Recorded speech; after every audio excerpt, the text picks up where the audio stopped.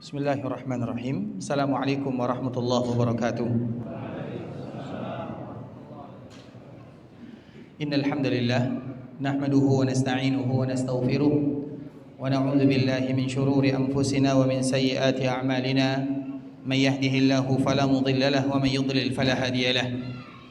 Ashhadu an la ilaha illallah wahdahu la syarika lah wa ashhadu anna Muhammadan 'abduhu wa rasuluhu la nabiyya ba'da amma ba'd.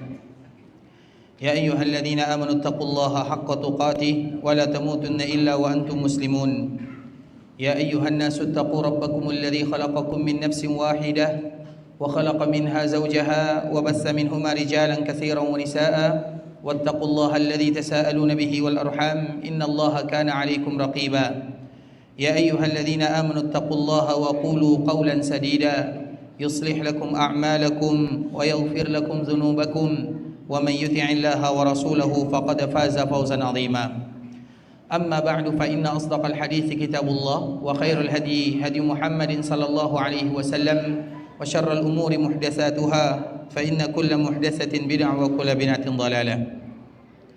إخوة الإسلام saudara kaum muslimin kaum muslimat ikhwani akhawati rahimani wa rahimakumullah. Alhamdulillah kita bersyukur kepada Allah Subhanahu wa taala. Di malam yang berbahagia ini Allah Subhanahu wa taala masih memberikan kemudahan kepada kita bersama untuk duduk di rumah Allah Subhanahu wa taala, dan kita selalu mengatakan siapapun yang datang ke rumah Allah maka mereka adalah tamu-tamunya Allah Subhanahu wa taala. Maka kalau seandainya mereka menjadi tamu Allah Subhanahu wa taala akan diberikan kelebihan-kelebihan yang luar biasa oleh Allah. Dan di antara salah satu kelebihan yang oleh Allah berikan kepada para tamunya, tidak ada di antara mereka yang berdoa dan meminta kecuali Allah Subhanahu wa taala akan kabulkan. Oleh karenanya ikhwatul Islam, di antara waktu berdoa yang paling bagus ketika kita berada di rumah Allah Subhanahu wa taala, ketika kita sedang membacakan ayat-ayat Al-Qur'an ataupun hadis-hadis Rasulullah sallallahu alaihi wasallam, atau dikala kita sedang beribadah kepada Allah, maka setiap kali kita beribadah kepada Allah, maka di saat itulah berdoa kepada Allah Subhanahu wa taala. Allah Subhanahu wa taala menceritakan tentang Nabi Ibrahim, dan doa-doa Nabi Ibrahim dikabulkan oleh Allah. Bahkan Nabi Muhammad itu adalah bentuk Allah mengabulkan doa Nabi Ibrahim. Nabi Ibrahim alaihissalam ketika beliau membangun Ka'bah al-Musyarrafah dalam keadaan lelah dan letih, membangun Ka'bah itu bukan perkara yang mudah. Batu batanya, kalau bahasa kitanya, terbuat dari batu gunung sangat besar. Yang melakukan itu hanya Nabi Ibrahim sendirian dan dibantu oleh anaknya, bukan perkara yang mudah. Makanya di samping Ka'bah al-Musyarrafah ada namanya batu Ka'bah. Dari situ Nabi Ibrahim mengangkutnya sendirian. Dikala dia berlelah, dikala dia berletih, dikala dia beribadah kepada Allah. Setelah pembangunan Ka'bah selesai, apa yang terjadi? Wa idz yarfa'u Ibrahimul qawa'ida minal baiti wa Ismail rabbana taqabbal minna. Ketika Nabi Ibrahim berlelah beribadah kepada Allah, maka di saat itulah beliau berdoa dan semua doanya dikabulkan oleh Allah Subhanahu wa taala. Dan di antara salah satu doa Nabi Ibrahim, rabbana wa ba'ats fihim rasula. Ya Allah, utus dari sini, dari tempat aku membangun Ka'bah seorang nabi. Maka itulah yang terkenal dengan nama Nabi kita Muhammadun sallallahu alaihi wasallam. Makanya Nabi mengatakan ana da'watu abi. Aku ini adalah karena doa ayahku, karena doa Nabi Ibrahim Allah mengutus Nabi Muhammad. Maka dari situlah Nabi sallallahu alaihi wasallam dinamakan dengan Muhammad. Dan Muhammad itu ikhwatul Islam artinya adalah orang yang banyak dipuji. Karena memang Nabi sallallahu alaihi wasallam memiliki akhlak yang mulia. Karena pembahasan kita pada kesempatan kali ini berkaitan dengan akhlak, dan tentunya dikala kita membahas tentang adab dan akhlak atau husnul khuluq, maka panduan kita bersama adalah baginda Rasulullah sallallahu alaihi wasallam. Dan itu terlihat dari nama Nabi sallallahu alaihi wasallam. Sebelum kita melanjutkan pembahasan kita ini ikhwatul Islam, kami minta tolong sedikit ya kepada kita yang ada di depan untuk maju sedikit saja, untuk memberikan kesempatan kepada kawan-kawan kita yang baru datang, terutama yang ada di pintu, untuk maju sedikit supaya memberikan kesempatan bagi kawan-kawan yang datang. Barakallahu fikum, jazakumullahu khairan.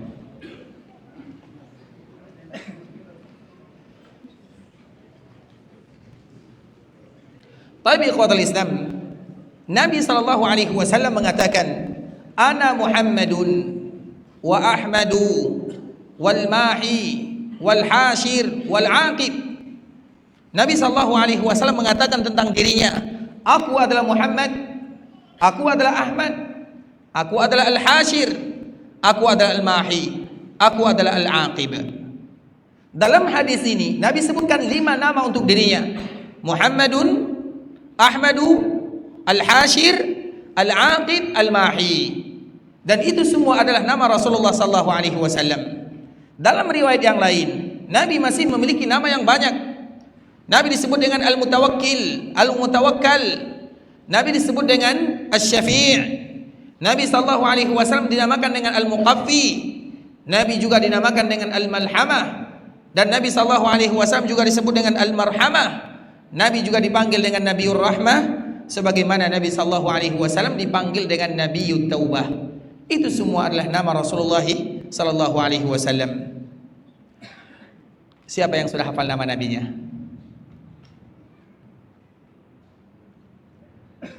Ada yang sudah hafal nama Rasulullah sallallahu alaihi wasallam? Ini pertanyaan berulang kali kita sebutkan, ikhwatul Islam. Nama Rasulullah sallallahu alaihi wasallam itu banyak dan semuanya sama. Dan tidaklah Nabi dinamakan dengan nama-nama tersebut kecuali ada makna di dalamnya. Maka Nabi mengatakan, "Ana Muhammadun wa Ahmadu, ana al-mahi, al-hashir, al-aqib." Saya adalah Muhammad, saya adalah Ahmad, saya adalah al-mahi, saya adalah al-hashir, saya adalah al-aqib. Saya adalah Nabiut Taubah, saya adalah Nabiur Rahmah, saya adalah al-marhamah, saya adalah al-malhamah, saya adalah al-muqaffi, saya adalah al-mutawakkil. Itu semuanya adalah nama Rasulullah sallallahu alaihi wasallam. Agar kita tahu bahwa Nabi sallallahu alaihi wasallam, ikhwatul Islam, di antara salah satu bentuk kesempurnaan kalimat Muhammad, maka Nabi sallallahu alaihi wasallam diberikan kepadanya nama yang sangat banyak. Karena Muhammadun itu artinya adalah orang yang banyak dipuji. Kalau seandainya kita perhatikan ayat Al-Quran, Allah berbicara tentang Nabi Adam. Allah menyebutkan Nabi Adam orang yang suka kembali kepada Allah. Ketika Allah berbicara tentang Nabi Ibrahim, kana siddiqa, Nabi Ibrahim itu adalah seorang yang jujur. Ketika Allah berbicara tentang Nabi Musa, kana mukhlasa, seorang yang ikhlas.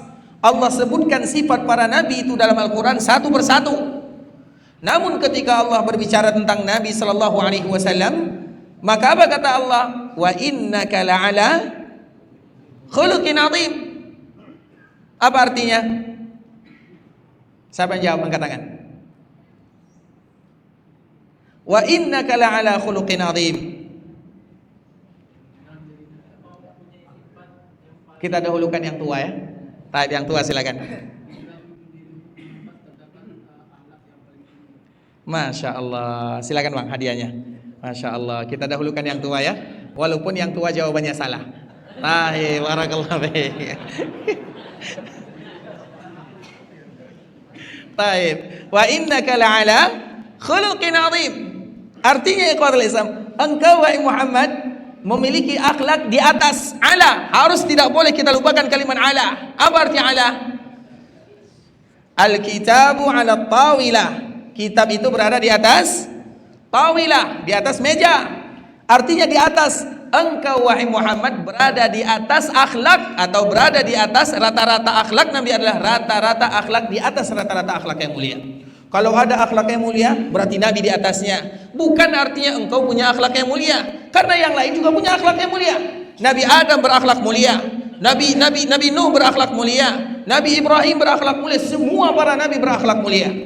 Kalau semua para nabi berakhlak mulia, Nabi juga berakhlak mulia, apa perbedaan antara Nabi dengan Nabi yang lainnya?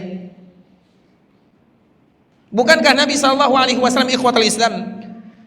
Karena di antara salah satu barometer akhlak yang mulia, sebagaimana hadis yang sangat indah, ketika Allah menciptakan manusia atau sebelum diciptakan manusia, maka Allah Subhanahu wa taala melihat hatinya. Manusia sebelum diciptakan Allah sudah mengetahuinya. Maka Allah melihat makhluknya yang bernama manusia.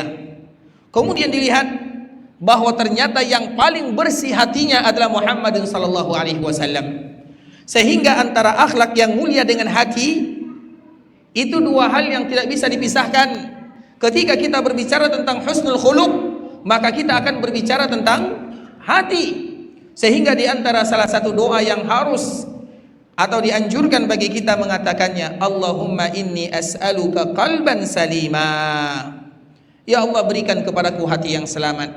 Nabi sallallahu alaihi wasallam dijamin hatinya oleh Allah Subhanahu wa taala. Di dalam hati Nabi sallallahu alaihi wasallam tidak ada dengki, tidak ada hasad. Kenapa demikian? Karena Allah Subhanahu wa taala mengutus malaikat Jibril ketika Nabi sallallahu alaihi wasallam bersama ibunya yang bernama Halimah As-Sa'diyah. As-Sa'diyah adalah sebuah kabilah yang berasal dari kabilah Bani Sa'ad yang ada di Taif. Ketika Nabi berada di sana, Nabi sedang bermain, umurnya 4 tahun. Tiba-tiba datang malaikat. Nabi tidak tahu kalau itu malaikat. Kawan-kawan Nabi juga tidak tahu kalau itu adalah malaikat. Tidak ada yang tahu. Nabi diambil. Kawan-kawan Nabi sallallahu alaihi wasallam mengatakan, Muhammad dicuri, Muhammad dicuri, Muhammad dicuri. Sehingga mereka mengadu kepada ibunya bernama Halimah. Nabi sallallahu alaihi wasallam dikala diambil, dibaringkan di atas bebatuan, dibelah dada Nabi sallallahu alaihi wasallam, diambil sesuatu yang berwarna hitam di dalam hatinya, dan Jibril mengatakan, hadza hadzu syaitanu mink. Ini adalah bagian syaitan yang ada di dalam hatimu. Kemudian dada Nabi sallallahu alaihi wasallam dibersihkan dengan air Zam-Zam. Kemudian setelah dibelah, dikembalikan, ditutup lagi. Anas bin Malik yang baru bertemu dengan Nabi dikala Nabi berada di kota Madinah. Dan kita tahu ikhwatul Islam, Nabi hijrah ke kota Madinah. Berapa umur Nabi pada waktu itu?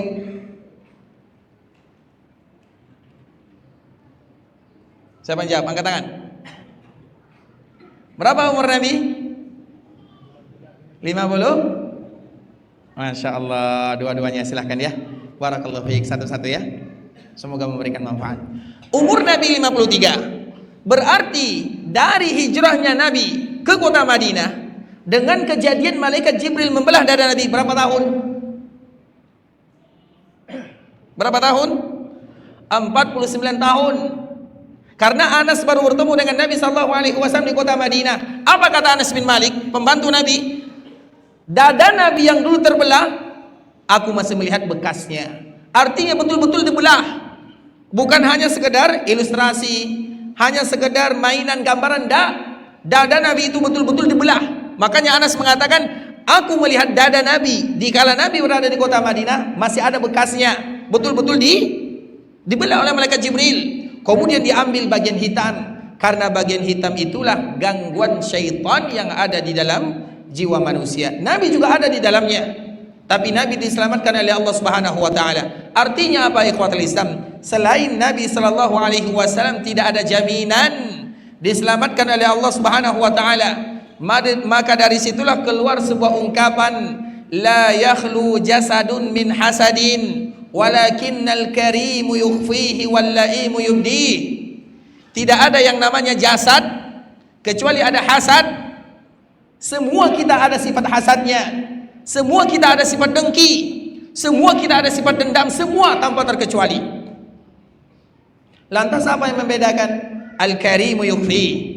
Yang membedakan kemuliaan, orang yang mulia akan melawannya, kemudian mereka berusaha menyembunyikannya. Iya, kita akan hasad kepada saudara, kita juga akan hasad kepada orang lain. Tapi karena kemuliaan, bisa jadi karena ayat-ayat Allah atau hadis-hadis Nabi sallallahu alaihi wasallam, kita menyembunyikannya, kita bungkus dengan bungkus yang indah. Wallaim yubdi. Sedangkan mereka yang tidak mulia, maka mereka akan memperlihatkan sifat aslinya. Karena sifat asli kita ini ikhwatul Islam penuh dengan kedengkian. Hati kita ini kalau dilihat, maka tidak akan ada orang yang mau berteman dengan kita. Dan itu memang diantara salah satu Nabi sallallahu alaihi wasallam dibersihkan dadanya, diambil bagian syaitan yang ada di dalam dadanya, kemudian dibersihkan dengan Zam-Zam. Maka dari sini ikhwatul Islam, kalau ada di antara kita yang punya sifat hasad dengki yang berlebih, di antara salah satu obatnya adalah Zam-Zam. Setiap kali kita minum Zam-Zam, berdoa kepada Allah, ya Allah bantu hatiku untuk tidak selalu iri. Karena iri itu ikhwatul Islam, dengki itu semuanya adalah penyakit yang luar biasa. Tetangga yang beli mobil, dia yang masuk rumah sakit. Tetangga yang punya rumah, dia yang masuk UGD. Kan seperti itu yang namanya hasad. Dan itu ada pada diri kita ikhwatul Islam. Tetangga yang pergi melaksanakan sesuatu yang diberikan kelebihan oleh Allah Subhanahu wa taala, dia yang risau. Dan semua kita punya sifat demikian. Makanya di antara salah satu bentuk husnul khuluq, karena di antara husnul khuluq itu ada kaedahnya, harus kita ketahui. Setiap kali kita berbicara tentang adab dan akhlak yang mulia, ada kaedahnya. Kaedah pertama, orang yang beradab, orang yang berakhlak adalah hadis Nabi sallallahu alaihi wasallam. Man kana yu'minu billahi wal yaumil akhir falyaqul khairan aw liyasmut. Siapapun yang beriman kepada Allah, beriman kepada hari akhirat, maka katakan kalimat-kalimat yang baik atau diam. Itu adalah kaedah pertama dalam masalah adab dan akhlak, yaitu bagaimana seorang muslim mereka menjaga lisannya. Kalau kita tidak menjaga lisan ikhwatul Islam, itu adalah awal di mana kita akan saling tidak tegur sapa, akan mengetahui sifat bagaimana sebetulnya. Sehingga Mu'adz bin Jabal radhiyallahu taala anhu pernah kaget. Nabi sallallahu alaihi wasallam pernah menyebutkan bahwa yang paling banyak menyebabkan orang masuk ke dalam api neraka adalah gara-gara lisan. Lisan itu bahaya. Maka ada sebuah hadis ikhwatul Islam. Hadis ini hadis khusus untuk wanita. Tapi walau hadis ini khusus untuk wanita, juga terdapat kepada pria. Apa hadisnya? Ada orang yang datang kepada Nabi sallallahu alaihi wasallam mengatakan, "Ya Rasulullah, ada seorang wanita yang rajin salat malamnya, rajin puasa, rajin sedekah, rajin berbuat baik, akan tetapi dia senantiasa mengganggu tetangganya dengan lisannya." Apa kata Nabi sallallahu alaihi wasallam? Hiya finnar. Dia masuk ke dalam api neraka. Kemudian datang lagi yang lain mengatakan kepada Nabi, "Ya Rasulullah, ada seorang wanita, salatnya pas-pasan 5 waktu saja selesai, puasanya Ramadan saja selesai, zakatnya yang wajib-wajib saja selesai, wala tuzi jaraha, tetapi dia tidak pernah mengganggu tetangganya." Apa kata Nabi? Hiya fil jannah. Dia berada dalam api neraka. Maka dari sini ada sebuah kaidah yang harus kita ketahui. Kalau seandainya kita tidak bisa memberikan manfaat kepada manusia, maka jangan berikan mudarat kepadanya. Itu adalah akhlak dan adab yang mulia. Kalau seandainya kita tidak bisa memberikan manfaat, jangan berikan mudarat, diam saja. Maka diam itu adalah bagian daripada akhlak yang mulia. Dan itu kaidah pertama. Man kana yu'minu billahi wal yaumil akhir falyaqul khaira aw liyasmut. Siapapun yang beriman kepada Allah dan hari akhirat, katakan yang terbaik atau diam. Kenapa demikian? Karena di antara yang paling banyak menyebabkan kita masuk ke dalam api neraka adalah karena lisan. Kebalikannya, kalau seandainya kita jaga lisan, maka itulah yang menyebabkan kita masuk ke dalam surga Allah Subhanahu wa taala. Itu kaidah yang pertama. Kaidah yang kedua ikhwatul Islam, di antara bentuk adab dan akhlak yang mulia, min husni islamil mar'i tarkuhu ma la ya'ni. Di antara bentuk adab dan akhlak seorang muslim adalah mereka tidak suka kepo, kalau bahasa kitanya. Tidak kepo dengan urusan orang. Ada orang yang cerai, dia yang sibuk. Ada orang yang kawin, dia yang heboh. Ada orang yang intinya ikhwatul Islam, tarkuhu ma la ya'ni. Tinggalkan sesuatu yang kita tidak ada urusan. Min husni islamil mar'i tarku ma la ya'ni. Itu adalah adab. Kalau kita ingin menjadi orang yang beradab, tinggalkan sesuatu yang tidak ada urusannya dengan kita. Tidak mungkin semua yang ada di dunia adalah urusan kita. Tidak. Urusan kita apa? Urusan kita beribadah kepada Allah. Urusan kita adalah beradab kepada Allah, adab kepada nabinya, adab kepada tetangga, adab kepada orang tua, jaga anak. Itu urusan kita. Urusan orang lain. Maka di antara salah satu orang yang paling memiliki adab dan akhlak yang mulia, mereka yang senantiasa menutup telinga untuk tidak mendengarkan semua berita yang ada. Karena kalau kita sudah memulai membuka, memasang telinga kemana-mana, maka di saat itulah telinga tidak cukup. Telinga akan mengatakan, wahai lisan, ucapkan wahai lisan. Maka lisan pun akan berbicara. Dikala lisan berbicara, maka di saat itulah yang paling banyak menyebabkan seorang muslim masuk ke dalam neraka Allah Subhanahu wa taala. Itu adab yang kedua. Makanya dikala kita berbicara tentang adab, yang kedua adalah tinggalkan sesuatu yang bukan urusan. Kemudian yang ketiga, siapa yang beradab dan berakhlak yang mulia, husnul khuluq, adalah mereka yang pemaaf, atau mereka yang menahan amarahnya, mereka yang tidak suka marah. La taghdab, sebagaimana pesan Nabi sallallahu alaihi wasallam, jangan kalian marah atau jangan kalian suka marah. Apapun alasannya ikhwatul Islam, marah artinya orang yang suka marah adalah orang yang tidak memiliki adab, dan itu adalah di antara bentuk adab dan akhlak yang mulia. Kita ingat ikhwatul Islam, kita menyebutkan salah satu kisah yang sangat indah ya. Ketika terjadi Fatu Mekah pada tahun ke-8 Hijriah. Fatu Mekah itu artinya kota Mekah kembali menjadi milik Nabi sallallahu alaihi wasallam. Ketika Nabi sallallahu alaihi wasallam berada di sana, maka sahabat yang lain, karena pasukan Nabi kurang lebih 10.000, sahabat-sahabat yang ada, mereka mengatakan, al-yaum yaumul malhamah. Hari ini adalah hari di mana kita balas dendam. Karena orang-orang Mekah dulu mereka menzalimi kaum muslimin. Orang Mekah dulu mereka menyakiti Nabi sallallahu alaihi wasallam. Orang Mekah mengusir semua, merampas hartanya, merampas rumahnya, merampas semua yang mereka punya. Sehingga kaum muslimin tidaklah meninggalkan Mekah Al-Mukarramah kecuali mereka dalam keadaan fakir. Fakir, miskin. Allah menyebutkan lil fuqara'il muhajirin. Tidakkah kalian ingat bagaimana orang-orang fakir dari kalangan muhajirin? Orang muhajir itu banyak yang kaya, tapi mereka fakir karena hartanya dirampas oleh orang-orang Mekah. Kemudian 1 tahun, 2 tahun, sampai tahun ke-8 Hijriah, Allah berikan kemenangan kepada kaum muslimin. Kemudian Allah Subhanahu wa taala memberikan kekuatan, maka kaum muslimin datang ke Mekah. Ketika mereka datang ke Mekah, maka ada sebahagian mereka yang mengatakan, al-yaum yaumul malhamah. Hari ini adalah hari di mana kita balas dendam. Akan kita cari orang-orang yang dulu membuat kita sakit hati atau yang menyakiti Nabi sallallahu alaihi wasallam. Kita balas dendam. Al-malhamah itu artinya kita akan menumpahkan darah mereka, kita balas dendam. Apa kata Nabi sallallahu alaihi wasallam? Al-yaum yaumul marhamah. Al-yaum yaumul marhamah. Hari ini adalah hari kita saling memaafkan.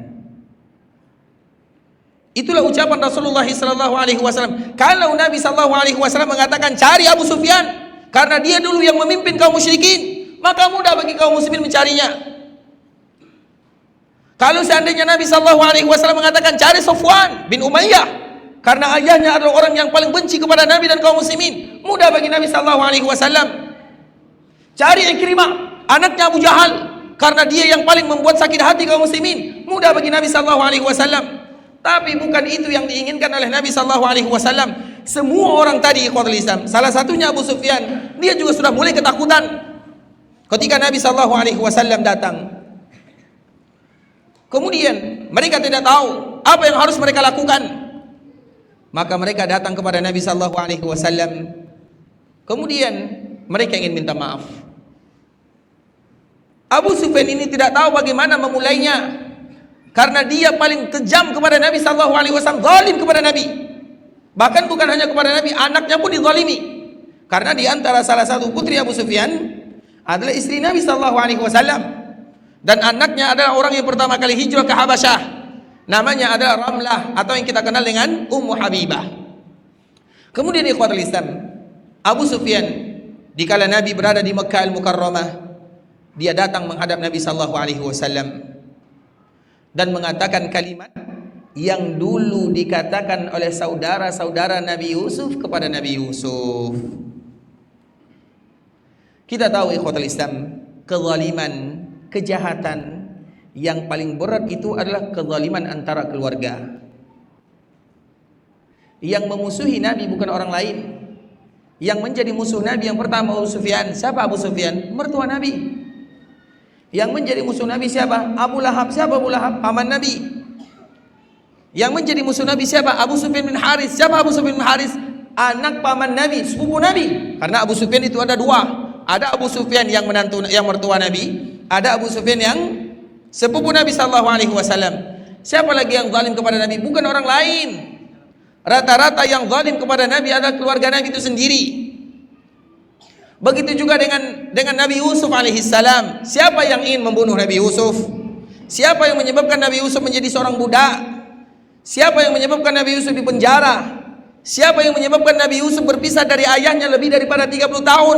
Tidak lain tidak bukan saudaranya sendiri. Ceritanya sama. Sehingga Abu Sufyan ketika ingin minta maaf kepada Nabi SAW, maka dia ingat bagaimana dulu saudara Nabi Yusuf minta maaf. Dia pun mengatakan, qalu tallahi laqad asarakallahu alaina wa in kunna la khatiin. Saudara Nabi Yusuf yang jumlahnya 10 orang yang zalim kepada Nabi Yusuf, mereka semuanya mengatakan qalu tallah, demi Allah, laqad asarakallahu alaina, Allah telah memberikan kelebihan kepada kamu, wa in kunna la khatiin, dan kami ini adalah orang-orang yang bersalah, maafkan kami. Kalimat yang sama itu juga diucapkan oleh Nabi SAW. Atau kalimat yang sama itu juga yang diucapkan oleh Abu Sufyan, qalu tallahi laqad asarakallahu alaina wa in kunna la khatiin. Wahai Muhammad, engkau telah diberikan kelebihan oleh Allah Subhanahu wa taala dan kami adalah orang-orang yang bersalah, maafkan kami. Bahasanya sama. Apa yang dikatakan oleh Nabi sallallahu alaihi wasallam? Mentang-mentang Nabi sallallahu alaihi wasallam punya kekuatan Nabi balas dendam? Tidak. Begitu juga dengan Nabi Yusuf. Ketika Nabi Yusuf sudah menjadi seorang yang berkuasa, kemudian dia ingin balas dendam kepada orang yang minta maaf, yang bersalah kepadanya. Tidak. Apa kata Nabi Yusuf? Qal la tasriba alaikumul yaum yaghfirullahu lakum wa huwa arhamur rahimin. Kalimat ini juga kalimat yang diucapkan oleh Nabi dikala Nabi memaafkan orang-orang yang zalim kepadanya. Qala la tasriba alaikumul yaum. Hari ini aku tidak akan pernah mencela kalian. Hari ini aku akan maafkan kalian. Hari ini adalah hari di mana kita kembali bersama. Hari ini adalah hari di mana kita berkasih sayang. Itu jawaban Nabi Yusuf, dan itu juga jawaban Nabi Muhammad SAW. Sama. Yaghfirullahu lakum wa huwa arhamur rahimin. Dan Allah pasti ampunkan kalian karena Allah adalah zat yang maha pemaaf. Artinya apa, ikhwatul Islam? Nabi SAW punya sifat yang sangat indah. Tidak marah, tidak dendam, tidak iri, tidak sakit hati. Ketika ada orang yang zalim kepadanya, dia pun mengatakan suatu saat nanti, kalau aku bisa seperti ini, kalau aku seperti ini, aku akan cari kamu dan aku akan balas dendam. Tidak ada pada diri Nabi SAW. Maka di antara salah satu adab yang paling mulia, la taghdab, jangan marah. Jangan marah itu, ikhwatul Islam, banyak makna yang ada di dalamnya. Jangan marah, jangan dendam, jangan dengki, jangan iri. Semuanya ada dalam sifat jangan marah. Makanya kemarahan itu adalah kunci semua keburukan. Al-ghadabu miftahu kulli syurur, sebagaimana disebutkan oleh para ulama. Sesungguhnya kemarahan adalah kunci semua keburukan. Kalau kita sudah marah, maka semua keburukan-keburukan akan muncul di dalamnya. Maka di antara salah satu kaidah adab dan akhlak yang mulia, la taghdab, jangan kalian marah. Ada di antara kita yang memang sifatnya pemarah, maka di saat itulah dia melatih dirinya untuk tidak marah, dan itu butuh usaha. Kemudian ikhwatul Islam yang keempat, di antara bentuk adab dan akhlak yang mulia, kaidahnya adalah hadis Nabi SAW, la yu'minu ahadukum hatta yuhibba li akhihi ma yuhibbu li nafsihi. Tidak sempurna keimanan salah seorang di antara kalian sampai mereka mencintai saudaranya sebagaimana mereka mencintai dirinya. 4 kaidah inilah merupakan di antara kaidah adab dan akhlak yang mulia. Kemudian ketika kita berbicara tentang adab dan akhlak yang mulia, poin pertama yang harus kita ketahui, apa itu adab dan akhlak yang mulia dan bagaimana kita bisa menerapkannya. Karena kadang-kadang ikhwatul Islam, setiap kali kita berbicara tentang adab dan akhlak yang mulia, kita lupa kepada siapa semestinya kita dulu harus beradab dan berakhlak mulia. Maka kita akan menyebutkan ikhwatul Islam, Ja'far itu adalah anaknya Abu Talib, dan dia adalah orang yang memimpin kaum muslimin ketika hijrah ke sebuah daerah yang bernama Habasyah. Jumlahnya lebih daripada 80 orang atau 70 orang. Kemudian Ja'far ini dipanggil oleh raja yang ada di Habasyah. Ingin diinterogasi, kenapa kalian datang ke sini? Kenapa kalian hijrah ke sini? Apa penyebabnya? Maka di saat itulah Ja'far mengatakan, ayyuhal malik, kunna qauma ahli jahiliyah na'budul asnam wa na'kulul maitah wa na'til fawahish wa naqta'ul arham wa nusi'ul jiwar ya'kul qawiyyu minna dha'if. Wahai baginda raja, kami dulu adalah orang-orang jahiliyah. Kami menyembah berhala, memakan bangkai, melakukan perbuatan zina, memutuskan tali silaturahim, berbuat buruk kepada tetangga, dan kalau ada di antara kami yang kuat, maka mereka akan memakan yang lemah. Disebutkan semua perangai buruk. Kemudian apa kata Ja'far berikutnya? Fada'ana ilallahi liwahidah. Tiba-tiba datang seorang nabi yang bernama Muhammad. Kemudian dia menyeru kami, mengajak kami untuk beribadah kepada Allah Subhanahu wa taala. Apa makna yang bisa kita ambil dari sini, ikhwatul Islam? Nabi sallallahu alaihi wasallam diutus oleh Allah Subhanahu wa taala untuk adab dan akhlak yang mulia. Kita semua tahu. Tapi pertanyaannya, apa itu adab dan akhlak yang mulia? Adab dan akhlak yang paling mulia adalah adab kepada Allah Subhanahu wa taala. Itulah adab yang paling mulia. Kenapa demikian, ikhwatul Islam? Coba kita perhatikan. Kalau ada orang yang memberikan kepada kita belanja mingguan, diberikan kepada kita rumah, diberikan kepada kita belanja mingguan, diberikan fasilitas kepada kita, semuanya diberikan. Tiba-tiba ketika kita diberikan fasilitas tersebut, maka kita mencari yang lain. Misalnya kita berterima kasih kepada yang lain. Kira-kira apakah orang seperti ini adalah orang yang memiliki adab dan akhlak? Tidak. Begitu juga dengan Allah Subhanahu wa taala. Allah yang telah memberikan kepada kita hadiah kehidupan. Allah yang memberikan kepada kita rezeki. Allah yang memberikan kepada kita kesehatan. Allah Subhanahu wa taala yang telah memberikan kepada kita semuanya. Kemudian tiba-tiba kita mengadu kepada selain Allah dikala kita ada masalah. Kemudian tiba-tiba kita meminta kepada selain Allah Subhanahu wa taala. Kemudian tiba-tiba kita merasa takut kepada selain Allah Subhanahu wa taala. Kemudian tiba-tiba kita tidak mengadukan urusan kita kepada Allah Subhanahu wa taala. Kemudian tiba-tiba kita tidak mencari keridhaan Allah Subhanahu wa taala, maka itulah orang yang tidak beradab dan berakhlak sesungguhnya. Jadi adab dan akhlak kepada manusia itu, ikhwatul Islam, itu nomor sekian. Tapi adab yang sesungguhnya adalah adab kepada yang telah memberikan kepada kita kehidupan, yang telah menurunkan rezeki, memberikan kesehatan, memberikan keturunan, memberikan semuanya kepada kita. Allah yang memberikan semuanya. Kemudian tiba-tiba ada yang meminta kepada selain Allah Subhanahu wa taala. Orang yang seperti ini adalah orang yang tidak punya adab. Kemudian tiba-tiba ada orang yang tidak bersyukur kepada Allah Subhanahu wa taala. Orang yang seperti ini adalah orang yang tidak punya adab. Makanya ketika kita berbicara tentang adab, ikhwatul Islam, adab yang pertama adalah adab kepada Allah Subhanahu wa taala. Bahkan Nabi, ketika Nabi melihat awan, kumpulan awan, biasanya kalau kita melihat kumpulan awan berwarna hitam, apa yang kita lakukan? Biasa-biasa saja, sudah terbiasa. Tapi Nabi SAW, apa yang Nabi lakukan? Nabi sedih, Nabi menangis. Aisyah bertanya, heran kepada Nabi, ya Rasulullah, kenapa kau seperti ini? Hanya sekedar kumpulan awan. Apa kata Nabi? Aku takut kalau seandainya awan ini adalah awan yang dulu pernah mengazab suatu kaum yang tidak beribadah kepada Allah. Sehingga setiap kali Nabi melihat kumpulan awan, Nabi berdoa kepada Allah Azza wa Jalla. Padahal hanya sekedar melihat awan. Itu adalah bentuk adab dan akhlak Nabi kepada Allah Subhanahu wa taala. Nabi tidak mau dirinya, kaumnya diazab sebagaimana orang-orang terdahulu diazab oleh Allah Azza wa Jalla. Orang terdahulu, ikhwatul Islam, terutama kaum Ad. Kaum Ad ini, azan dulu ya. Azan dulu, setelah azan kita lanjutkan sedikit saja. Boleh Pak ya? Baik, kita azan. Setelah azan kita lanjutkan sedikit ya. Barakallahu fiikum wa jazakumullah khair. Baik, kita lanjutkan setelah azan ya. Syakarallahu lakum.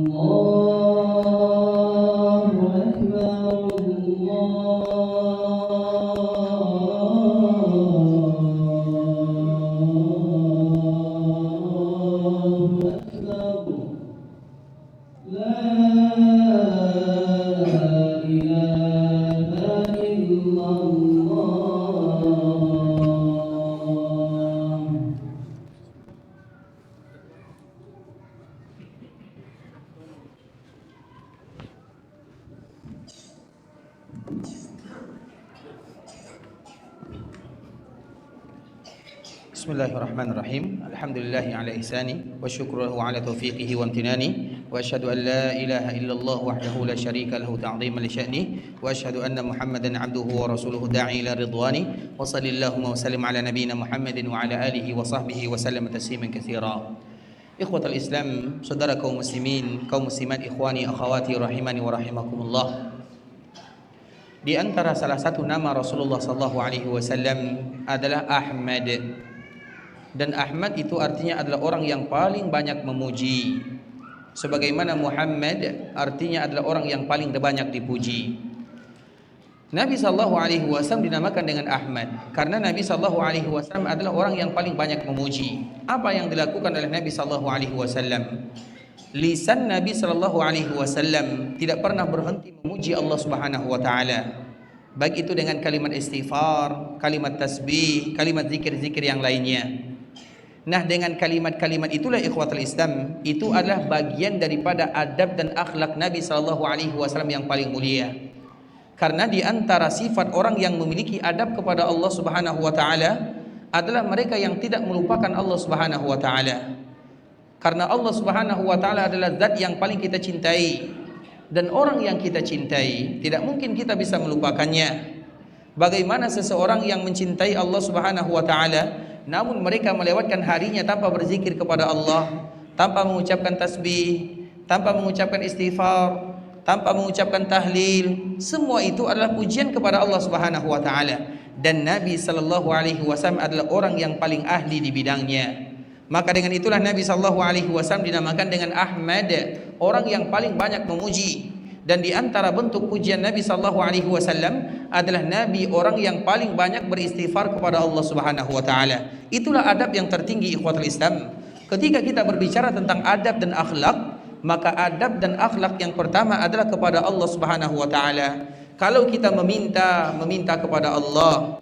Kalau kita berharap kepada Allah. Kalau kita bersandar kepada Allah. Kalau kita melakukan itu semua, berarti kita adalah orang yang paling beradab kepada Allah Subhanahu wa taala. Makanya Allah Subhanahu wa taala menegur orang-orang yang beriman kepadanya. Sehingga orang-orang yang tidak beriman kepada Allah ikhwatul Islam adalah orang yang tidak punya adab dan akhlak. Orang yang tidak beriman kepada Allah, sebanyak apapun kebaikan yang mereka lakukan, ingat, itu adalah orang yang tidak punya adab. Karena bagaimana kita beradab kepada manusia kalau kita tidak beradab kepada zat yang menciptakan manusia itu sendiri? Bagaimana kita akan beradab kepada manusia kalau kita tidak beradab kepada zat yang menciptakan manusia, yaitu kepada Allah Subhanahu wa taala. Dan orang yang paling beradab kepada Allah adalah Nabi sallallahu alaihi wasallam.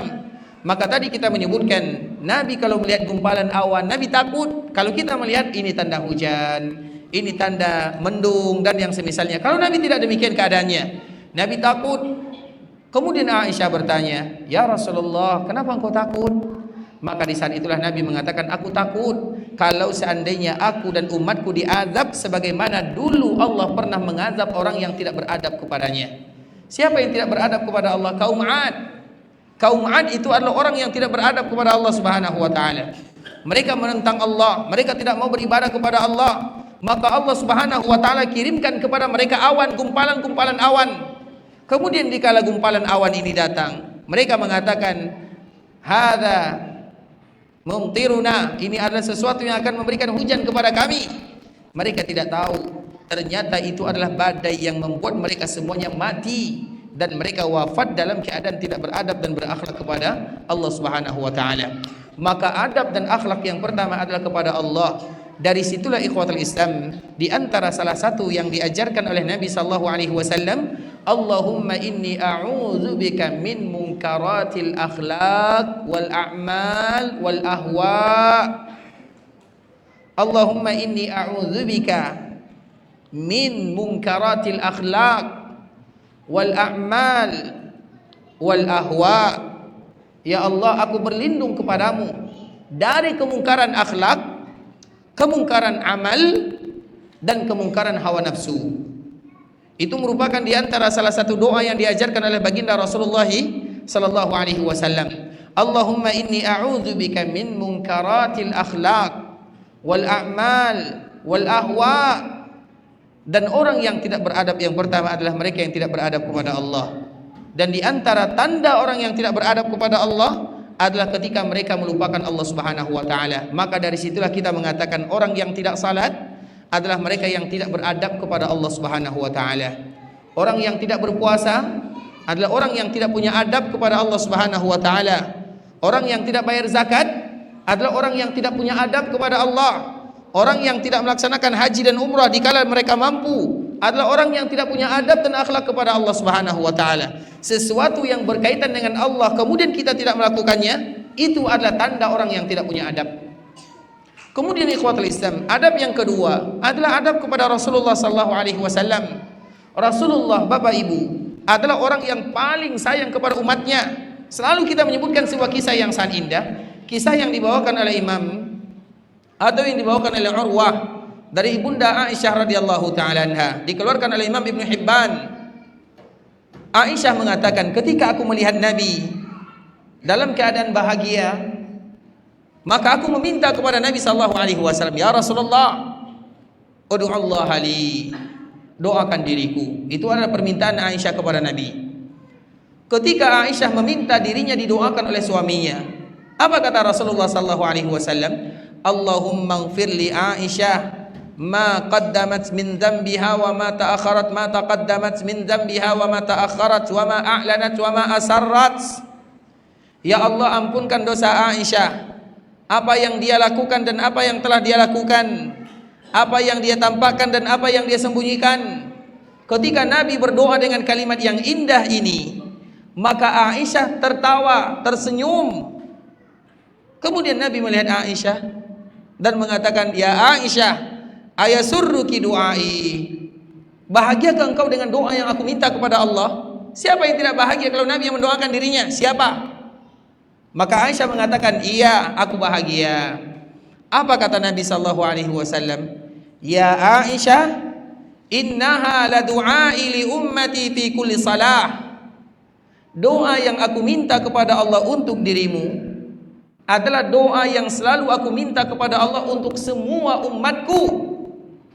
Artinya setiap kali Nabi salat, Nabi berdoa untuk kita. Apa doa Nabi untuk kita sebagai umatnya? Ya Allah, ampunkan dosa umatku, ampunkan dosa yang mereka lakukan dan yang telah mereka lakukan, ampunkan dosa yang mereka tampakkan, ampunkan dosa yang mereka sembunyikan. Begitu Nabi SAW mendoakan kita. Kemudian Nabi tidak pernah melupakannya, dan itu dilakukan oleh Nabi setiap kali Nabi salat. Berapa kali Nabi salat? Kita tidak tahu.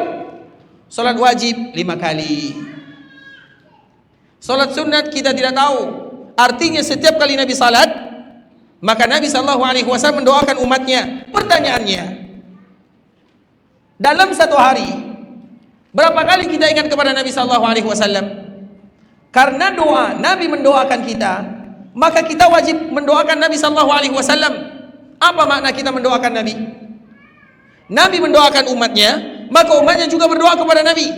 Di antara makna kita mendoakan Nabi adalah salawat. Salawat itu artinya doa. Allah bersalawat kepada Nabi. Apa artinya? Allah memuji Nabi. Malaikat bersalawat kepada Nabi. Apa artinya? Beristighfar. Kita juga bersalawat kepada Nabi. Apa maknanya? Doa. Innallaha wa malaikatahu yusalluna 'alan nabi ya ayyuhalladzina amanu sallu. Wahai orang-orang yang beriman, berselawat. Apa maknanya? Doa. Karena selawat yang kita ucapkan sallallahu alaihi wasallam artinya adalah doa. Artinya kita tidak boleh memutuskan selawat kepada Nabi. Kalau kita tidak berselawat kepada Nabi dalam satu hari, maka kita adalah orang yang tidak punya adab kepada Nabi sallallahu alaihi wasallam. Itu namanya adab. Jadi kita jangan dulu berbicara tentang adab kepada fulan, adab kepada allan, adab kepada manusia. Tunggu dulu.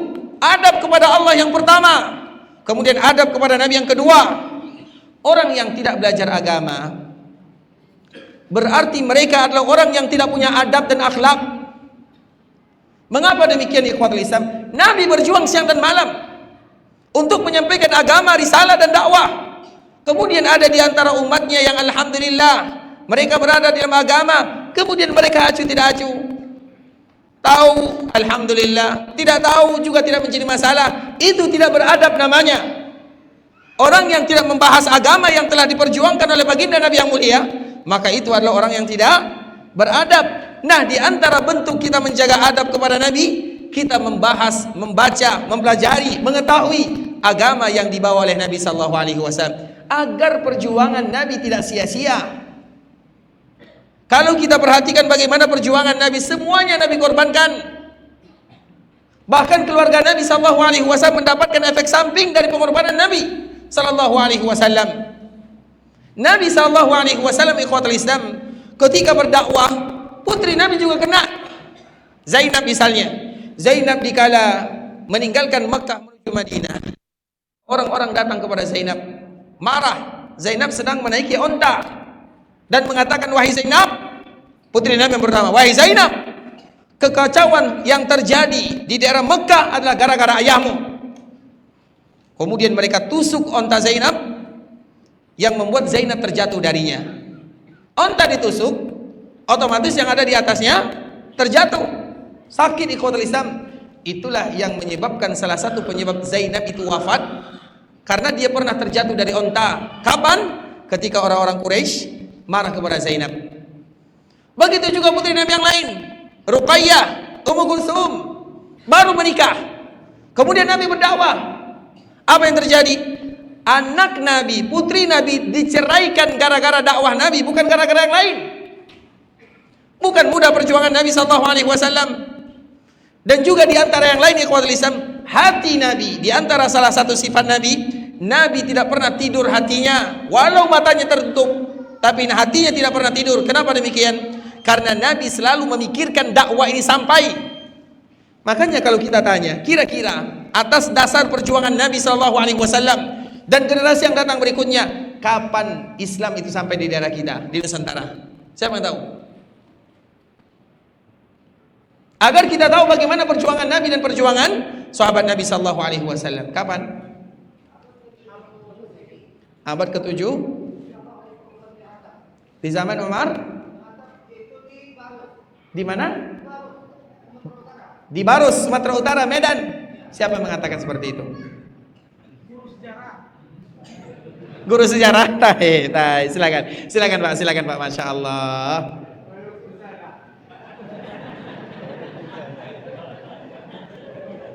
Makasih banyak Pak ya.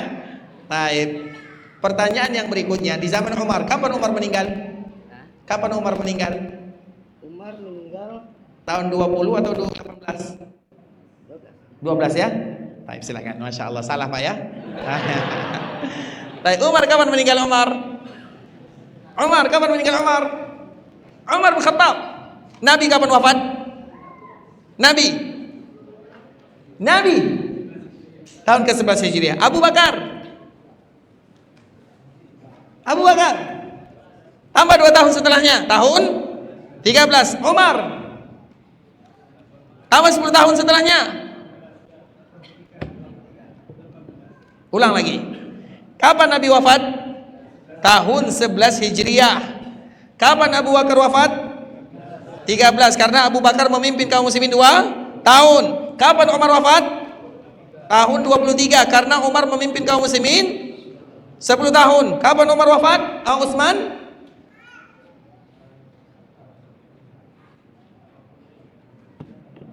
Kapan? Berapa tahun Utsman memimpin?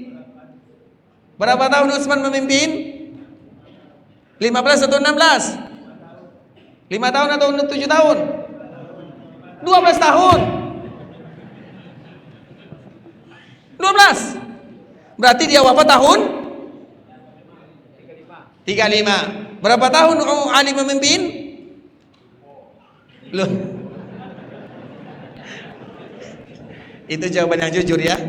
Ini hadiahnya. Masya Allah. Tayyib. San. Apa jawabannya Bang? Tayyib, silakan Bang. Ini ambil sama Bang hadiah semuanya nih. Jazakallahu khairan. Karena terlalu jujur. Nyala bapak Lupa. Silakan Bang.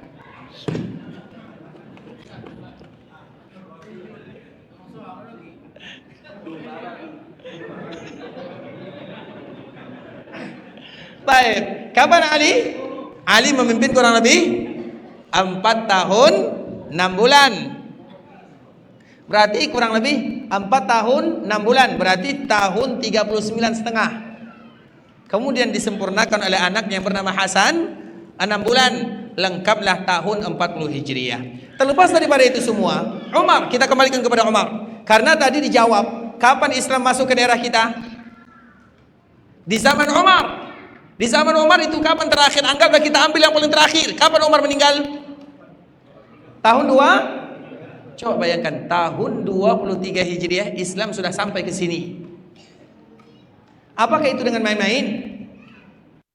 Bayangkan ikhwatul Islam, jarak antara Mekah atau Madinah ke daerah Sumatera ini berapa kilo? Yang pernah berjalan? Berapa kilo? Lebih daripada 8.000 kilo. Sekarang mudah, iya, dulu. Artinya ikhwatul Islam, sebagian ahli sejarah mengatakan Islam masuk ke Nusantara itu pada tahun atau di zaman Umar. Bisa jadi tahun 20 Hijriah. Artinya 20 tahun Nabi Hijriah sudah masuk Islam ke sini. Cepat masuknya. Apakah Islam masuk sampai ke daerah Nusantara dengan main-main? Dengan perjuangan. Nabi tidak diam. Agar kita tahu bagaimana perjuangan Nabi, bagaimana perjuangan sahabat Nabi. Sehingga adab yang paling mulia kita harus tahu bagaimana perjuangan Nabi sallallahu alaihi wasallam. Makanya orang yang tidak tahu perjuangan Nabi, sejarah Nabi, bagaimana agama Nabi, itu adalah orang yang tidak punya adab kepada Nabi sallallahu alaihi wasallam. Seolah-olah mereka menganggap remeh perjuangan Nabi selama ini. Mereka tidak memasukkan perjuangan Nabi selesai. Mereka tidak tahu berdarah, mereka tidak tahu bagaimana perjuangan Nabi. Mereka tidak tahu bagaimana hijrahnya, tidak ada yang tahu. Semakin kita tidak tahu, makanya ikhwatul Islam, di antara salah satu untuk menumbuhkan kecintaan kepada Nabi adalah dengan mengetahui sejarah Nabi. Maka para ulama mengatakan, kalau kalian ingin mengetahui seberapa banyak dan seberapa berat serta seberapa cinta seorang muslim kepada Nabi, tanya dia akan sejarah Nabi. Kalau kita ingin mengukur berapa cinta kita kepada Nabi, tanya kita bagaimana Nabi itu sendiri. Berapa banyak sejarah Nabi yang kita tahu. Itulah ukuran cinta kepada Nabi. Tidak mungkin orang yang tahu tentang Nabi karena pengetahuan dan sejarah Nabi sama dengan orang yang cinta kepada Nabi dan mereka tidak tahu.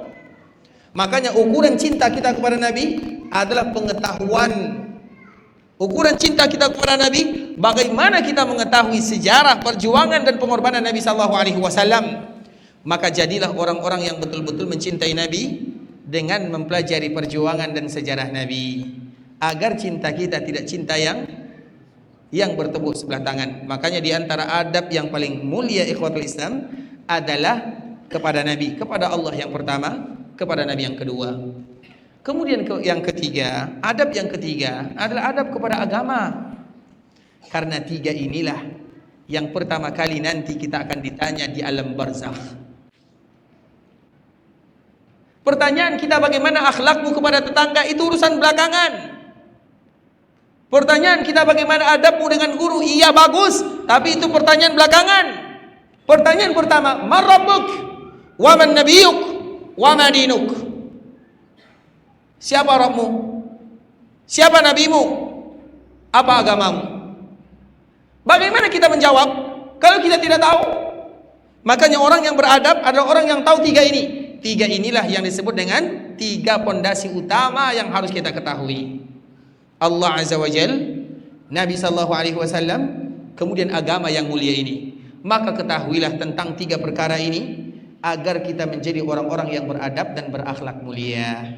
Karena itulah pertanyaan pertama ketika kita meninggalkan dunia, masuk ke alam barzakh, man rabbuk wa man nabiyyuk wa ma dinuk. Dan jawabannya tidak muncul secara tiba-tiba. Jawabannya sesuai dengan bagaimana kita mencintai Allah, bagaimana kita mencintai Nabi, dan bagaimana kita dekat dengan agama. Maka belajarlah agama, belajar tentang Allah. Adalah orang yang paling beradab kepada Allah. Belajarlah tentang Nabi, sejarah Nabi, perjuangan Nabi, agar kita menjadi orang yang beradab kepada Nabi. Belajarlah tentang agama agar kita menjadi orang yang beradab kepada agama. Kemudian baru berikutnya adab kepada orang tua, adab kepada orang yang lebih tua, adab kepada anak kecil, adab kepada tetangga, adab kepada kaum muslimin. Bahkan Islam juga mengajarkan adab kepada hewan. Suatu ketika Nabi sallallahu alaihi wasallam masuk ke perkebunan. Tiba-tiba di kebun ada onta yang menangis, meneteskan air mata. Dan Nabi tahu apa maksudnya. Kemudian Nabi bertanya, "Man sahibu hadzal ibil?" Siapa yang punya onta ini? Maka ada salah seorang pemuda yang berasal dari Ansar, "Saya ya Rasulullah." Apa kata Nabi? "Ittaqillah." Bertakwalah kamu kepada Allah, karena onta ini mengadu. Engkau tidak memberikan makan dan engkau mempekerjakannya dengan pekerjaan yang di luar daripada kesanggupannya. Hewan kita akan ditanya oleh Allah. Maka itulah yang disebut dengan pri kehewanan. Islam itu bukan hanya pri kemanusiaan, itu sudah biasa, sudah ada semuanya dalam agama. Tapi di dalam agama lebih lagi daripada itu, pri kehewanan namanya. Maka akan banyak kita jumpai ikhwatul Islam hadis-hadis yang bercerita tentang bagaimana adab dan akhlak. Makanya ada salah seorang wanita, di dalam riwayat yang lain, seorang pria, seorang laki-laki jahat, seorang wanita yang berzina kerjanya, yang laki-laki jahat. Tiba-tiba dikala dia berada di padang Sahara, dia minum dari sumur. Kemudian dikala dia keluar setelah selesai dia minum, dia melihat ada anjing Anjing ini juga kehausan, tapi dia adalah makhluk Allah. Kemudian dia turun ke bawah, diambilnya air, diberikan minum kepada anjing ini.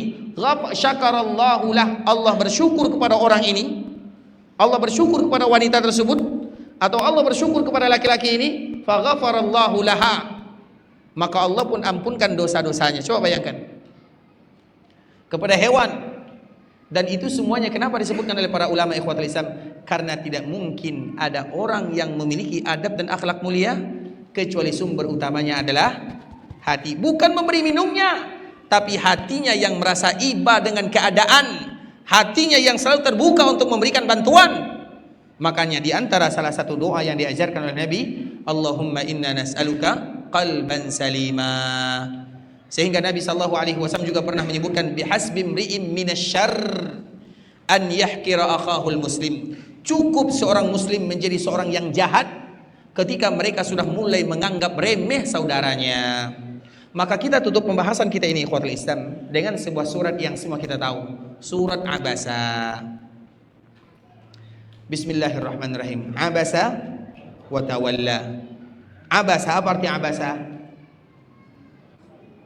Bermuka masam. Wa tawalla, berpaling. Dengarkan baik-baik penutup daripada cerita adab dan akhlak mulia. Abasa wa tawalla, Nabi bermuka masam, Nabi berpaling. Anja'ahul a'ma, ketika datang orang yang buta. Ayat ini ikhwatul Islam berkisah tentang Abdullah bin Ummi Maktum.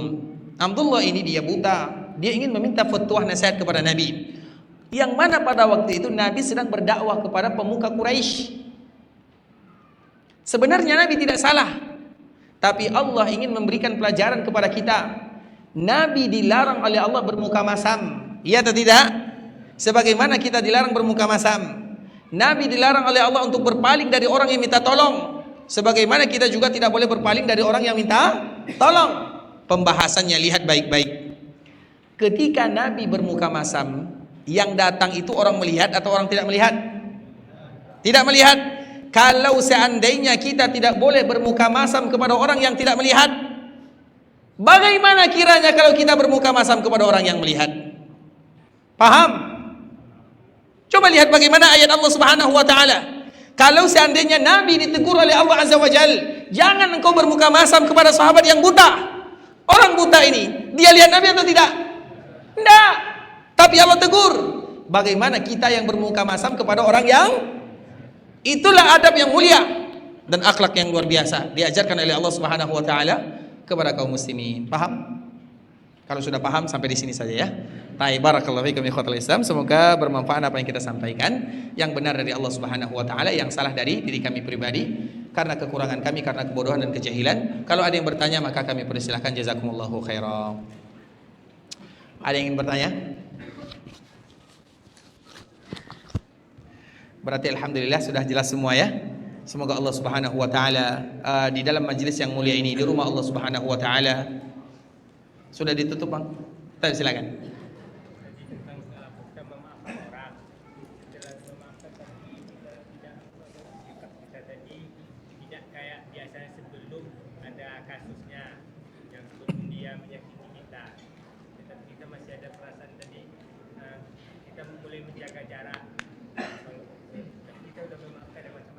Baik, barakallahu fikum ikhwatal Islam. Pertanyaannya, kita memaafkan tapi tidak melupakan. Itulah bahasanya. Memaafkan tapi tidak melupakan, dan itu terjadi kepada kita semua. Sebagai contoh, nanti buka dalam surat An-Nur. Ini secara singkat saja ya. Surat An-Nur adalah surat di mana di situ diberikan pujian kepada ibunda kita Aisyah. Karena ibunda kita Aisyah dituduh melakukan perbuatan zina, wal'iyadzubillah. Itu istri Nabi dituduh melakukan perbuatan zina. Coba istri kita dituduh melakukan perbuatan tidak baik, maka kita akan cari orangnya sampai dapat. Kemudian setelah dapat kita apakan? Dituduh berzina, wal'iyadzubillah. Ini yang dituduh adalah istri Nabi. Dan di antara salah satu yang menuduh istri Nabi melakukan perbuatan zina, karib kerabatnya. Dan karib kerabat yang menuduh Aisyah melakukan perbuatan zina, orang miskin yang belanjanya per minggu diberikan oleh ayahnya Aisyah. Paham ceritanya? Jadi Abu Bakar As-Siddiq memberikan belanja kepada seseorang. Setiap minggu diberikan belanja, setiap minggu, belanja per minggu. Kemudian tiba-tiba orang ini menghina putrinya. Coba, putri kita dihina oleh orang yang kita belanjakan, oleh orang yang kita tanggung hidupnya. Apa yang kita lakukan? Kita marah. Kita sudah berbuat baik kepadanya, kemudian dia membalas dengan balasan yang tidak terpuji. Abu Bakar As-Siddiq, ketika Allah mengatakan Aisyah adalah wanita yang mulia, Aisyah tidak pernah melakukan perbuatan nista, dipuji oleh Allah Subhanahu wa taala dari langit ketujuh. Maka Abu Bakar mencari orang-orang yang tadi menuduhnya, sama dengan kita akan membantu putri kita biasa. Abu Bakar mencarinya, salah satunya orang yang tadi diberikan belanja. Apa kata Abu Bakar? Sekarang kamu akan aku berhentikan semuanya. Tidak dikasih belanja, tidak akan aku maafkan. Semestinya kamu yang menolong sepupumu, bukan kamu yang menuduhnya. Itu seolah-olah ini diungkapkan oleh Abu Bakar As-Siddiq. Abu Bakar sama dengan manusia yang lain. Kemudian di saat itulah Allah turunkan ayat wal ya'fu, maafkan. Kemudian apa lagi? Wal yasfahu. Isfah itu artinya ikhwatul Islam, lupakan. Maka di antara salah satu nikmat Allah kepada kita adalah kita suka lupa. Maka jadilah orang yang pelupa. Jangan jadi orang yang ahli sejarah. Tahu arti ahli sejarah? Semua kalau dia buat salah, mulai dari kecil sampai dewasa, ingat semuanya. Kamu dulu, kamu dulu, kamu dulu, kamu dulu. Siapa yang biasanya ahli sejarah? Ibu-ibu ya. Ini mohon maaf ya. Kalau suaminya salah, begitu juga dengan laki-laki. Kalau istrinya salah, semuanya diingat. Mulai dari kesalahan yang mulai kecil. Maka jangan pernah jadi ahli sejarah. Jadilah ahli pelupa. Dan tanda kutip ya ahli sejarah ya. Arti ahli sejarah, ketika kita ada masalah dengan kawan, maka kita akan ingat semua dosa yang pernah dia lakukan. Maka di saat itulah Allah mengatakan wal ya'fu, maafkan. Tidak sampai maafkan, wal yasfahu. Wal yasfahu itu artinya bersihkan semuanya. Lupakan, jangan jadi ahli sejarah. Wal ya'fu wal yasfahu. Kalau kalian melakukan yang demikian, apa kata Allah? Ala tuhibbuna an yaghfirallahu lakum. Tidakkah kalian suka kalau Allah yang melakukan demikian kepada kalian? Kalau seandainya kita ahli sejarah, Allah lebih ahli sejarah daripada kita. Semua yang kita lakukan ada catatannya. Dan catatan kita itu ikhwatul Islam, apa yang kita inginkan? Kita menginginkan catatan kita itu nanti ditutup oleh Allah Subhanahu wa taala. Kalau ditutup artinya dimaafkan. Tapi coba kalau Allah tidak memaafkan.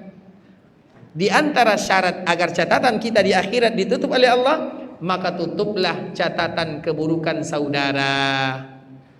Belajar bagaimana caranya?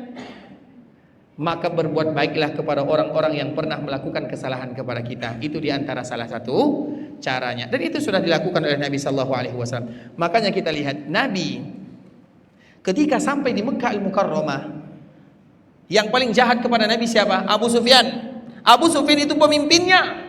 Kalau kita baca sejarah Abu Sufyan bagaimana dia kepada Nabi jahat sebelum dia masuk Islam. Setelah dia masuk Islam, dia adalah orang yang paling mulia, dimuliakan oleh Allah, dimuliakan oleh Nabi-Nya, dimuliakan dalam agama. Kita lihat apa kata Nabi ketika masuk ke Mekah Al-Mukarramah, man dakhalal masjidil haram fahuwa amin. Siapapun di antara kalian yang masuk ke Masjidil Haram, dia selamat. Wa man dakhala baitahu fahuwa amin. Siapapun yang masuk rumahnya, dia selamat. Wa man dakhala baita Abi Sufyan fahuwa amin. Siapapun yang masuk ke rumah Abu Sufyan, maka dia akan selamat. Kira-kira apa gunanya masuk ke rumah Abu Sufyan kalau masuk rumah sendiri aman? Apa gunanya? Misalnya terjadi badai di sini misalnya, dan pemerintah mengatakan siapapun yang masuk rumahnya selamat, dan siapapun yang masuk ke rumah Pak RT juga selamat. Apa gunanya kita masuk rumah orang lain kalau rumah kita selamat? Apa gunanya? Gunanya agar nanti Nabi memberikan kebaikan kepadanya. Tidak ada orang yang masuk ke rumah Abu Sufyan, tapi Nabi ingin mengangkat namanya, memberikan kebaikan kepada dirinya. Dikala Nabi berbuat baik kepada Abu Sufyan, maka di saat itulah Abu Sufyan baru mengucapkan asyhadu an la ilaha illallah wa asyhadu anna Muhammadar Rasulullah. Tidak mudah ikhwatul Islam. Berbuat baik kepada orang yang jahat kepada kita mudah atau tidak? Tidak mudah. Tapi disitulah kita belajar dari orang-orang yang mulia. Kita tidak akan bisa melakukannya 100% tidak, tapi paling tidak kita berusaha untuk belajar. Makanya Allah mengatakan wal ya'fu wal yasfahu ala tuhibbuna an yaghfirallahu lakum. Karena kalau kalian ingin diampunkan, dimaafkan, maafkan. Itu kaedahnya. Al jazaa'u min jinsil amal. Sesungguhnya balasan sesuai dengan amalan. Kalau kita ingin dimaafkan, maka maafkan. Kalau kita menzalimi, maka akan terzalimi. Itu kaedah yang ada di dunia. Maka jadilah orang yang memaafkan agar kita pun dimaafkan, dan maaf yang paling kita inginkan adalah maaf dari Allah Subhanahu wa taala. Dan semoga Allah Subhanahu wa taala memaafkan dosa-dosa kita semuanya. Allah menutupi kekurangan kita dan Allah mudahkan langkah kita masuk ke dalam surga. Amin amin ya rabbal alamin. Kita tutup dengan membaca doa kafaratul majlis. Subhanakallahumma bihamdika asyhadu an la ilaha illa anta astaghfiruka wa atubu ilaik. Wa sallallahu wa sallam ala nabiyyina wa habibina wa khalilina wa sayyidina Muhammadin wa ala alihi wa sahbihi wa sallam tasliman katsira. Assalamualaikum warahmatullahi wabarakatuh.